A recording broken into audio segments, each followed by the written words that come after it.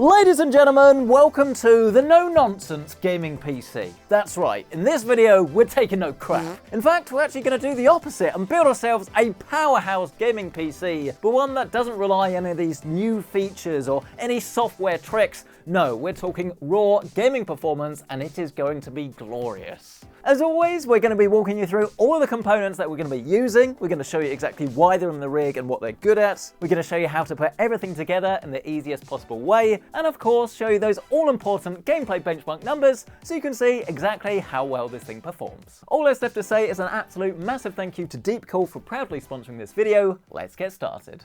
So yes, this is definitely going to be a pretty exciting build. I mean, we've got the Ryzen, that's a Ryzen CPU. We've got a Radeon 7900 XTX, which is obviously the best AMD GPU you can get, paired with a Ryzen 9 CPU, 16 cores. We'll talk about all of this stuff as we progress. But the first thing I want to talk about is actually this, and it's the chassis. And it's not only pretty new, it's been out a couple of months now, but it's brand new to me because I hadn't heard of this until a week ago. And I'm really glad that this did quite literally cross my desk, because this is called the Morpheus. Obviously this is by Deepcool, and not only do you have a chassis that I think is incredibly well built, obviously is larger size, so you can pretty much do anything really that you'd want to do with a mainstream PC case, whether that's like something air-cooled, like full hardline, all of the usual stuff really. But the thing for me that makes this truly unique is the fact that you can actually turn this into a dual chamber case with the bits that come in the box. So we've seen loads of different cases that have modularity, and it seems like loads of different manufacturers are sort of competing to have like the edge with like their particular feature. But I really like the fact that you can change it to a dual chamber design, because how many times are we either torn between the two, or maybe like we like to swap our PC case every couple of years? You won't need to do that, because you can have like a whole new look with the bits that come included in the box. That is pretty darn cool. I don't think there's a certain order to this. I mean, to be fair, let's actually show you the front first, because I've already taken this bit off and we've got like a full mesh design, dust filter as well. Really useful if you have like one of those long-haired cats and obviously like all the hair gets into your PC. Need to clean it out more regularly than if you don't have cats, pets, whatever. Fish? Probably doesn't really matter. But what does matter is actually the front of this, and I love the fact that this actually has rails, because this means you can pretty much fit any size fans in this that you want. And I know you're thinking 120s, 140s, that's pretty standard, but actually you can fit up to 200s in this, and all you have to do is just take this rail out and then move it to the different slots, and it is quite carefully and helpfully labeled at the top here. So 120s is D and E, whereas 200 is B and G. Helpful. Let's see if we can get the top off. I think it just requires a bit of force actually. Yes, there we are. It will loosen up over time, don't worry. Again, same sort of like square mesh design, and you do actually get a few different colored like inserts that you can use. So if you want to like make a shape or have like a design, you can actually etch that, if you like, into your mesh panel. Obviously that will block and limit some of your airflow, so don't block the whole thing, but it's nice to have the option. Same sort of rail at the top there as well. So again, if you want to fit larger size fans, no issue at all. You can actually fit more 200s at the top. Told you this thing was big. But how does the glass come out? Usually you just pull it off, but I'm not convinced that that is the case here. Oh yes, that's why. This is why you don't want to just pull things when it comes to a chassis if it doesn't look like it wants to come off, because chances are there's probably a screw holding this in place for safety. Then the whole thing will indeed just come off, and that is a very thick piece of glass. And then once that's removed, that will reveal the inside of your chassis. And you can get this in white, by the way, if you want to go for like a completely different look. But there's a lot to talk about here. So the most obvious that you've probably already seen is this little readout, and it's nice that Deepcool include this even on their cheaper chassis as well. Anything that has digital, I think, in the name actually comes with this. Obviously check all of the details, but this plugs in over USB, and then you can get temperatures or utilization from your CPU and your GPU on here without having to buy like a fancy cooler that we'll be using a little bit later. I mean, this is actually what you get inside the boxlet. This is your accessory kit for doing your conversion. Completely different back piece. If you want to go for the vertical GPU mount, you can see you've got the different bits and bobs there. And I think you'll like take this off here if you want to open it up completely and use that to convert it to dual channel mode as well. So nice to have the different options available, and they actually come in the box. They're not optional extras. You know who I'm talking about. But of course, what about the other side? Well, obviously this is mesh on both sides, because if you are going to use this as a dual chamber design, then you do need to have holes to support like all of the ventilation properly. That's a nice thick panel, which is good. Then here Well, again, more rails if you want to customize. I don't think, no, you can't fit 200s here. Caps out at 140s, but you can fit 3 down the side, which is quite nice. And then cable management, obviously you've got this chamber down here, but the party would really get started for cable management if you were going to go down that dual chamber design, because obviously you would have a bit more room. But there's still plenty of clearance here actually, so as long as you're not going too crazy, I think most builds would find this perfectly sufficient. But if you are running into issues, maybe try it in dual chamber, and then you can be way more messy and no one would ever know.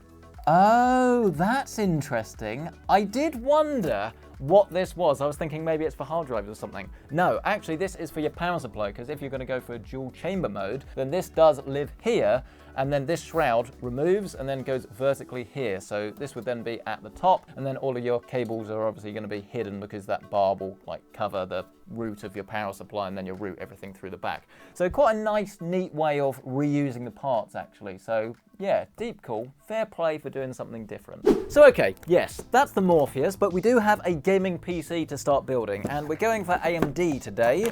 And actually we've gone for an X670E Plus, and I know people in the comments be like, oh, why are you going for that? Why don't you go for B650E? And yes, if you did want to save yourself around about £30–40, I would probably look at getting the Strix B650E version that is slightly cheaper. But for the sake of £30–40, in my eyes, if you're spending this sort of money, it's not a bad idea to give yourself the extra benefits of X670E, which essentially just gives you a little bit more bandwidth, a few extra ports, a bit more support for PCI Gen 5. To start building, just grab your motherboard and place it on top of the box. Then you're going to want to grab your CPU. Obviously, AMD motherboard needs an AMD Ryzen chip. This is a Ryzen 7950X, which a lot of you will be thinking is way overkill for a rig like this, but it depends what you're going to use it for. Like when it comes to installing games, like doing your preloading, shaders and things like that, then this actually will speed things up, which is pretty cool. But I think fundamentally most people, I would agree, should go for the 7800X3D, as it is the best gaming CPU right now, but it depends what you want to use your rig for. If you want something that's a bit more general purpose, that is more powerful, this is a better chip,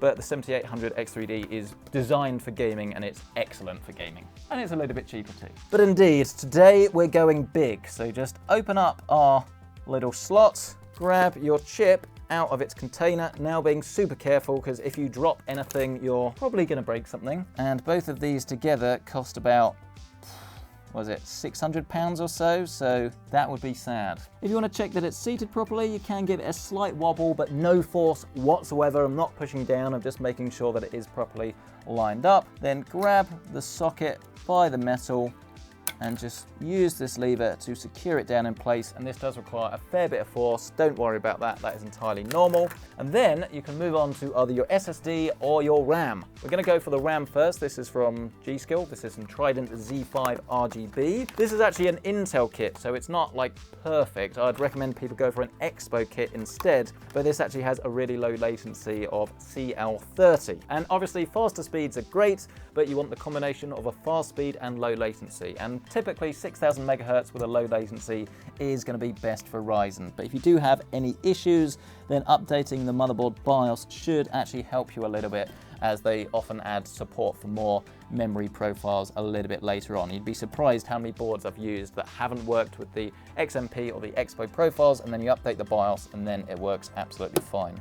But to seat this down, all I'm doing is lining up this groove with this like metal bit in the middle and then giving it a good push home. So on this rig, the G-Skill writing is legible from this side. That's probably the least helpful PC advice I've ever given. I'm sorry. Once you've installed your DDR5 memory, you can then press on to the SSD. This is Samsung's 990 Pro, but fundamentally these go on sale all of the time. So if you can get one of these for a good price, go for it. But if it's not on sale and it's a little bit more expensive, then feel free to drop down to something that's a little bit more affordable. But at this level, I wouldn't want to go under 5,000 meg on the read or the writes. I'm just opening up this top slot that does actually support PCI Gen 5, but as we've spoken about on the channel before, it doesn't make sense for gaming at the moment. You can find that full video in the top right corner of your screen that goes through PCI storage speeds. Then just grab your SSD, line it up with this slot, and then use this quick release to hold it into position. And then if you haven't already, remove the protective film that comes on this heatsink cover, then just plop it down and screw it into position. Before we actually put this inside our case, I do want to quickly have a look at our cooler just to see how it mounts to this, because if we're going to remove like the default AM5 mounting hardware, it's easier to do this now. Now, the cooler that we're using here, I've got to say, is pretty nifty, because this is one of these fancy new coolers that is just as much about aesthetics as it is cooling performance. So this is going to be perfect for this CPU. It's going to keep it really nice, cool, and hopefully quiet too. But fundamentally, it does so by having this LED or LCD screen that you can actually have readouts and things, but obviously as we already have this here, instead I want to put like a GIF or something just to make our rig like a bit more unique, a bit more personal. But it's nice that you can have like even graphs and things on this if you want to like track temperature over time. Really quite cool. But my favorite thing about it is the price, because at the time of filming this is around about 160, 170 pounds, which is still a lot of money. I mean, it's very similar to the case itself, but when you compare it to the competition, and you're quite easily paying well over 200 pounds for an LCD cooler, clearly this has got that beat. Oh, and the fans are helpfully pre-fitted. That's nice, and they actually daisy chain together as well, so it should just be one cable to plug in to the top. And then obviously pump head is here. It's a nice size actually, it's nothing crazy, but I'm hoping this would be cool and quiet too. Let's have a look what we have. Well, this is the Intel mounting hardware that obviously we're not using today, but that would just go on the back of the motherboard, and then you'd hook onto it through the other side. But what we're actually looking for now is something that says AM4 or AM5 on it. Yes, here, look, AMD, AM5, AM4. And that does indeed mean that we will need to remove these little brackets underneath and above the CPU. Then we can get these screws and just plop them on all four corners with these little posts facing up. Cool, so that should be our motherboard combination complete, and that is now ready to go inside our chassis.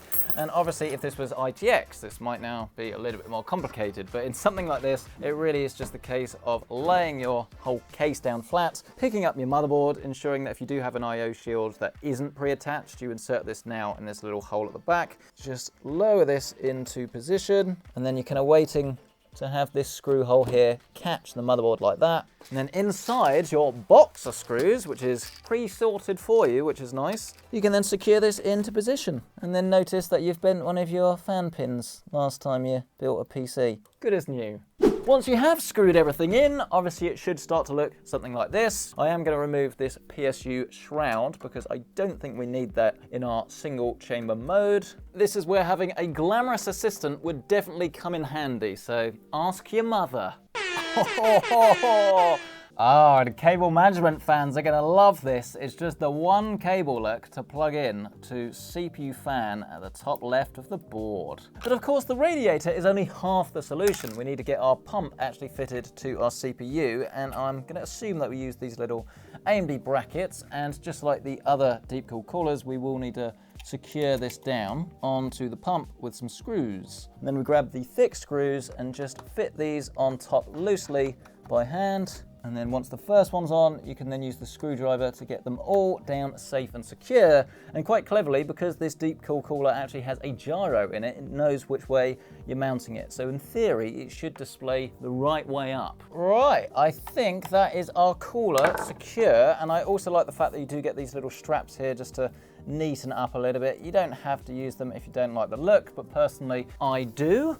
And that is our cooler installed. And actually, I won't go as far to say I love radiators, but I would say in this instance, I admire radiators. It's a channel joke. Deepcool, if you're watching this and you're thinking, why doesn't he love radiators? Just watch the entire PC Centric back catalogue and you'll understand. Let's get the rest of the cables hooked up though. We've got our 3-pin fan to actually get the pump to function. This goes in the middle next to our CPU fan. Then you're going to want to unbundle the rest of the cables in which you have this SATA connection to actually get the screen to do anything. We also have, that looks like USB, again to get the screen to do something. And then we have our RGB connections as well. So we're going to want to feed these through behind the motherboard to the back. But while we're here, we're also going to plug in this addressable RGB to this little white connection at the top right of the board. Then you're going to want to give your PC a spin round to the other side, and you can start to grab the cables that we need to connect onto the board. So there's the USB 2 for that little LED readout on the other side. And why do I always make these mistakes? This is a chassis that actually has 4 USB 3 ports on the top, which is awesome. But you are going to need to have a motherboard that has 2 USB 3 headers on it. And even though this is high-end X670E, it doesn't have it. So 2 of the ports will need an adapter, and that only be like smaller speed unless you buy a PCI card or something. That's really sad. Our one and lowly USB 3 then does connect just by the RAM on the right-hand side, and then above that we've actually got our USB-C, which is easy enough to plug in. Our 2 USB 2s plug in down the bottom of the board, just over here. Analog audio bottom right, and then our HD LED on our power switch is this little block at the bottom right-hand side. As always, for ease, always check your motherboard manual as it shows you the exact pinouts so you don't make a mistake. Right, okay, I was going to put 120s on the front here, but I think that is going to look so ridiculous that actually having no fans there is going to look better, because you just don't forget, you've got these absolutely ginormous 140s all along the side. I think just for a change, let's not put any on the front at all. I know that's going to be blasphemy. You can swap this out. We'll obviously have a look later. We'll talk about it. We'll discuss. But if it's unnecessary, why should we do it? But let's be honest, fans aren't particularly exciting. So instead, let's move on to the most exciting part of any gaming PC build, the graphics card. And you'll remember this is called the no-nonsense gaming PC build. And the reason being, I get so many comments all of the time saying they're not interested in DLSS, FSR, frame gen, anything like that. No software hacks, tweaks, ray tracing. They just want pure rasterization performance. So you know what? Today's build is for you, because this is the 7900 XTX. This is the TUF version. It costs just under £1,000 at the time of filming here in the UK. Even with the release of the 4080 Super, I mean, the value of this is better if you're looking to build like a super capable, like 4K, maybe even like 4K 240 Hz in certain titles. This is definitely one of the cards you should have on your radar. I mean, if you do want to build like the ultimate quiet rig while still having loads and loads of horsepower, then clearly this is the sort of cooler for you. I mean, just look at the thickness of that. This is not going to fit in a small chassis, whereas when you put it inside here, perfect fitler. And I hadn't even realized we've done TUF on TUF. I would say that was planned, but it wasn't. Don't forget, by the way, as well, that of course you could go down the vertical GPU mount way, and then it would look something like that. Pretty stunning, right? But let us remove our GPU slot covers. I think it's only 2 on this actually, despite its massive size. And then in theory, this should just plop into our motherboard as if they were designed for each other. Joke being, of course, that they were.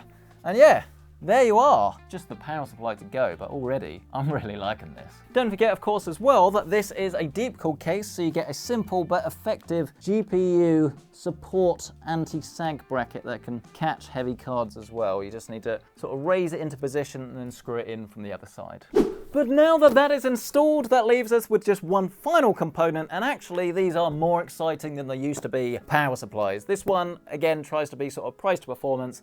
850 watts is the right amount for this. You could go for 1,000 if you wanted a little bit more headroom. You're going for like an i9, you want to overclock as well, but 850 should be absolutely fine. This is a pretty new one actually from Deepcool, the PN850M, M standing for modular, 80 plus gold, and I also like the fact that this is a revised power supply that does come with a PCI Gen 5 connector, so if you do decide to go for an, like, I was going to say AMD card, if you go for an NVIDIA card, or maybe a future AMD card that uses PCI Gen 5, you don't need an adapter to make it work. Oh, I didn't know that! I didn't know that! We've also got the kind of like semi-braided style of cables as well that are individually sleeved. That's really nice. I did not know that they came like that, and I am admittedly very impressed. Usually I'd say we're in the home stretch now, but I realise this is slightly different because of its nature. I think in order to actually install the power supply, we just need to take this back panel off with the 4 screws. Then we can lay this plate on top of our PSU. Then we can screw it down. And then finally, grabbing your scroll of cables, if that makes any sense at all, feed these through into the chamber and back out again. And then the whole thing should just slide into position before screwing back into place. Then you want to plug in your SATA connections, of which there are 2, one for the LCD screen and one for the case fans. You've got 2 CPU connections at the top left. ATX is by the RAM. And then last, but certainly not least, we have our 3 PCIe connections that go into the graphics card. And then I think with that is actually our rig pretty much complete. Just the side panels and things to go back on. There's not really too much to complain about. I mean, cable management as well, I haven't done any, so this is just to sort of illustrate what it will look like without. Obviously, if you are gonna add loads and loads of like RGB fans and stuff like that, it might get a little bit more complicated with hubs and things, but these three are pre-done for you, and I've actually like daisy chained everything together. So in theory, it should all work just with the case to control everything, but the only way of knowing is to turn it on and see if it works. We will of course need a keyboard and mouse, but also the PC Centric mouse mat. Grab yours today with the link down below. And then I think it's time for the moment of truth. Well, we've definitely got some power. Deepcool screen has come on. Don't forget as well that the first time you boot up any Ryzen board, or at least Ryzen 7000, does a series of memory training, so it's quite normal to wait around about a minute for something to come on screen. Typically, if you're worried, have a look at the error lights, but if something goes green or white, you know you're normally in good hands. Because indeed, TUF Gaming logo has appeared, new CPU installed, which means all we need to do is go into the BIOS. We should then see this screen, which should display everything. So we've got our RAM here, SSD is detected. We want to turn this thing called DOCP on, which is Asus's way of translating XMP to AMD Expo. We enable that, and then we will also want to tune our fans with Q fan tuning. You can do this automatically or manually. And then last, but certainly not least, find this little setting called resize bar, make sure this is turned on, and then save and reset. And then as if by magic, but it's actually just the power of a good night's sleep, here we are, all set up and ready to go. And first things first, the chassis itself, the way it looks, the build, I really like it. I love a more minimal look to my PC, and while I will say that this is not exactly the most unique thing out there in terms of the way it looks, again, once you throw in that customizability, I love that. And even with these front fans missing, I really like how seamless everything integrates together, actually. I think if you want the best aesthetics and the best performance, then obviously put more fans here, because it doesn't really make sense to be blowing from the side rather than the front. I think you get better thermals if you did put them at the front, but obviously you don't want a big hole there, so if you're only going to add one extra fan, this works, and I'm sure, as we'll see later, thermals will be absolutely fine. I do also want to show you the software to get everything to work, and sponsored video or not, I'll be honest, this is not the absolute best thing I've used. I think this is pretty much like a work in progress, because the core functions are there, it's just there's a few like extra things I would like. So the most obvious example is that it actually shows you your Mystique and the Morpheus digital in one, which is good. But when you go into Morpheus digital, there's not actually anything you can really do. Maybe it's because you've got to install the software separately for this, and then obviously both will work and maybe you'll be able to control it, but either way it'd be nice to have just one download rather than two to do that. But when it comes to the Mystique, I really love this graph view. This is fantastic, so you can show your CPU frequency and your temperature on a graph on the pump itself. This is amazing because obviously you can track in real time what's going on with your PC, which, especially if you're trying to do testing in games or something like that, you can actually enjoy your game and then glance at this to make sure everything's working properly rather than to like have to look at readouts and all of these things, which is nice, but I would like there to be more options here. Like, it'd be good if we could also control like GPU frequency or fan speed and things, but it looks as if at the moment the only things we can display are CPU frequency and CPU temperature, which is a little bit annoying. You can also have the default monitoring mode, so you have like a GIF of fans, and then you can see like the usual stuff that's a bit more normal. Nice, loads of people will like that, but I think the graphing mode is a little bit more cool. Or you can go into media mode and then you can show pictures or GIFs, which again is great. I don't really have any issues here, other than the fact that you have to restart the software the first time after you've installed it to get anything to work. So now I've got a little bit of a bug, maybe I have to uninstall it, reinstall it. Where if I click on a GIF, it actually plays the one next to it. So if I click on Alan Wake here, it will show the Apex one instead, which is a little bit weird. So yeah, a few software quirks, but fundamentally you can still get it to work, so it's not something that bothers me, and it's certainly nothing unique in the industry, but I would like to say that Deepcool, I think, could improve this a little bit further. Before we press onto the games though, let's do ourselves a quick peel. That actually worked really well, very satisfying. But let's jump into some Starfield. And in terms of settings, we're going to run this at Ultra without any FSR at all. No nonsense, as you guys have been telling me. And indeed then, here we are, a very good looking game, and as you can see, without any assistance whatsoever, we're still getting around about 99 to 100 frames a second, which on paper sounds absolutely fantastic until we go outside, because as soon as the game has to render a lot more, you can see the game will start to tank. I mean, this still isn't bad. I mean, this is 60 frames a second more or less, especially if you're using FreeSync, it's essentially going to feel the same. And obviously you've got this fully maxed out. But the question is, if you have all of these tools at your disposal, is it really worth ignoring them completely? I think the reason that you do hear a lot of people say that they don't want to use DLSS or FSR or something like that is because it depends entirely on the resolution that you're playing at. And if you're playing at 1080p, then yes, DLSS, FSR, they can work, but especially FSR, it really doesn't work well enough to actually warrant using. I mean, I don't use FSR at 1080p, and even DLSS quality I'm not a fan of. So despite the fact that I promised I would show you what it's like without FSR, I mean, what's our baseline? 67 frames a second. What happens if we do use one of the tools? FSR 3, frame generation off, but we'll set our render scale to 85%, which even if you didn't have FSR, most people, especially on a screen size like this, probably wouldn't notice a huge difference. But you can see we've got, what's that, 72 frames a second now, so my math isn't great. That's what, like 8% more performance, something like that? And I assure you, I can't really notice any difference whatsoever. And obviously this is quite literally now 3 FPS. Obviously, if you wanted to go even higher, you could turn the resolution scale down, but yes, that is when you would start to notice differences. And especially when it comes to like fast movements and things, like this seems absolutely fine, but once you start turning it down and relying on the algorithm to do the upscaling, yes, you can start to see shimmering and things like that. But even if you're sort of very anti it, if you are investing this much in a gaming PC and you have a high resolution monitor, please at least try it, because not like refusing to use it, it's only yourself that won't be benefiting. I'm definitely not a marketing arm for Nvidia or AMD, but I assure you these technologies, when they work properly, and this is pretty much at 4K or maybe high resolution ultra wide, this is when they perform at their best. When they work properly, they're great. So give it a go, but as promised, I wanted you to see the before and the after. I mean, actually, haters gonna hate. Let's turn on frame generation, which in my experience, especially on the AMD side, hasn't been the absolute best. I mean, Nvidia, it can work.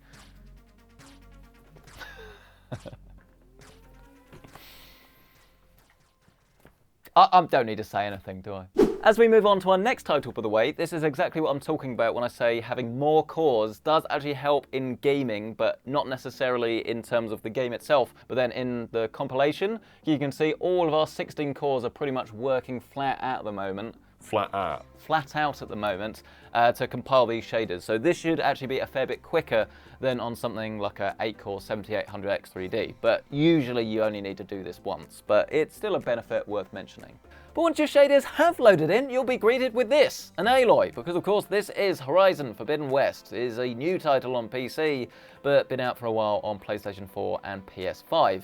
Interestingly enough, running at 4K max settings, we are still getting around about 60 frames a second, so actually about the same as what we saw in Starfield, if not slightly higher. And again, same things apply. If you use FreeSync, this is going to be a fantastic experience. But of course, as with Starfield, if you did want to increase the frame rate, then you can actually do this by using some dynamic scaling like we saw on the PlayStation 4 and 5, or you can actually use FSR or XeSS to get, I guess, a very similar level of image quality, but with a slightly higher frame rate. So I'm going to do this now. We go over to the settings, hit display, and we change this from XeSS native to XeSS quality. Hit apply.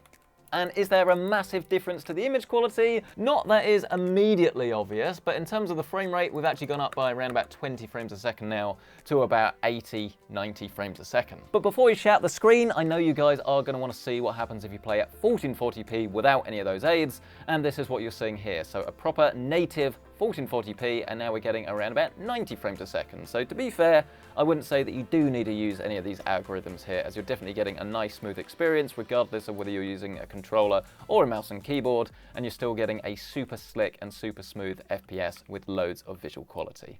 Moving on to our third and final single-player title, multiplayer next, don't worry. This is some Hogwarts Legacy, and this is also running at 4K, max settings as you'd expect, no assists, and we're currently getting around about 70 frames a second. It is going to vary depending on where and when you are in the game. I was just walking through Hogsmeade, and obviously we're getting slightly less, but this pretty much, I don't know, I wouldn't say proves, but it certainly shows you that in the vast majority of like AAA titles, 4K 60 FPS is definitely achievable without using those technologies. But again, it's pretty much a case of, if you have access to them, I would certainly consider using them. I mean, Hogwarts Legacy is actually one of those games where you've not got the latest version of the upscalers. I mean, for some reason they actually still include FSR 1, which is a bit random, but then you have FSR 2, but it was the slightly later versions that are better. So I would actually use Intel XeSS here. We'll set this to ultra quality, and once again, is this going to make any real difference? Yeah, pretty much the same story as before. We're getting, what's that, about 10 extra FPS. So nothing crazy, but bearing in mind you can't notice huge differences. I mean, I'd say this is probably slightly more obvious actually than in some of the other games, but from this distance, essentially it looks exactly the same. So do have a play around with it, but yes, 4K 60 FPS, definitely achievable on this GPU. Oh, and actually, whilst we've got this running flat out, I do also want to touch on temperatures, thermals, acoustics. We're currently getting about 67, 68 on the GPU. That is running 100%. And then all of the cores are actually about 20 to 30%. So for gaming, this is pretty intense actually. And we're running at 72 or 73 degrees. That's in Celsius, of course. And then here is your noise test. Basically nothing. There is actually a ever so slight amount of coil whine from the GPU, but it seems to only be in Hogwarts Legacy. I noticed that as soon as I turned it up, which is a little bit odd. Very, very quiet system. I would ensure that you do tune it properly though. If you're buying any cooler pretty much with a Ryzen CPU, you will need to be a little bit more cautious when it comes to tuning, because by default these CPUs like to run quite hot. So if you don't do the tuning yourself, you'll tend to find that the motherboard almost overcompensates and has the fans really loud when it doesn't need to be, because this is by design. So almost like shift the curve over a little bit to maybe run like 100% fan at maybe like 86 degrees, something like that. But let's now move on to our no-nonsense multiplayer title with some Halo Infinite, and this is running at 4K resolution at the max settings without any ray tracing and no screen like scaling or anything like that. And actually I'm pretty happy with the frame rate, because this is a very demanding title, and out of all the multiplayer games I play, this usually tends to be the one with the lowest frame rate, and we're actually getting around about 122 frames a second, which is not too shabby. My gameplay is, unfortunately. And obviously we would love to have 4K 240 FPS in every single game, but realistically that's not going to happen on any GPU at the moment, even the RTX 4090. So you're typically looking at maybe the next gen if you do want to sort of get that under your hood. But realistically, who needs that really? Because I would still advise turning this down to 1440p for a higher frame rate. But if you have like a high refresh rate 4K monitor like we have here, this one's 4K 144 Hz, this is pretty much the perfect pairing. And this is pretty much what I was like aiming for really. When I started this build, the whole no-nonsense thing, because whilst there are definitely loads of games that will support things like ray tracing, I mean Halo actually does as well, and DLSS and all of these like frame generation features. But let's quickly turn this resolution down to 1440p, and as you'd expect, the frame rate now goes up quite a lot. This is around about 200 FPS there, that's not too shabby. And fundamentally as well, it is a nice smooth experience. We're not really getting any like frame rate drops or anything like that. So yes, if you are going to play at a more normal resolution, then obviously you are going to get a higher levels of frames per second. And yes, the game absolutely still looks great. And actually I think that's a fantastic time to wrap this up. I, on the whole, think this is a great PC. I mean, as I say, I would definitely advise putting some fans at the front just to balance it out. But I think we've done a nice job actually of having something that's high-end but not spending like crazy money on components that we just don't necessarily need and aren't going to make like a drastic difference to your gameplay experience. I mean, obviously that cooler is a nice to have, but you can see it definitely does work in keeping the temperatures down. But if you wanted to save a little bit of money there, you could look at something like the LS cooler from Deepcool. That's my personal favorite that's actually in my own rig. Obviously this particular GPU looks fantastic, but again, I'd probably recommend looking at one that's maybe like 80 to 70 pounds cheaper just to save yourself a little bit of money there. And if you don't want to go for for this particular CPU, go for the 7800X3D, maybe go for the B650E Strix motherboard, and this will actually bring the price down by what, like £200 or so-ish, give or take. So yes, if you do want to make it cheaper, you can do, but I think what we've got here is fantastic. I would love to hear your thoughts on this though. What do you make of our rig, our case, GPU, FSR, all of this stuff? Are you a fan of these technologies, or do you think that, no, you're never going to use all of them, even at 4K, because reasons? I'd love to hear your thoughts on this, so let us know down in the comment section below. Smash the like button if you've enjoyed this, get yourself subscribed, and if you do want to check out current pricing on anything that was featured in this video, as always, you can find it linked down below with our affiliate links. Thank you so much for watching this video. We'll catch you in the next one.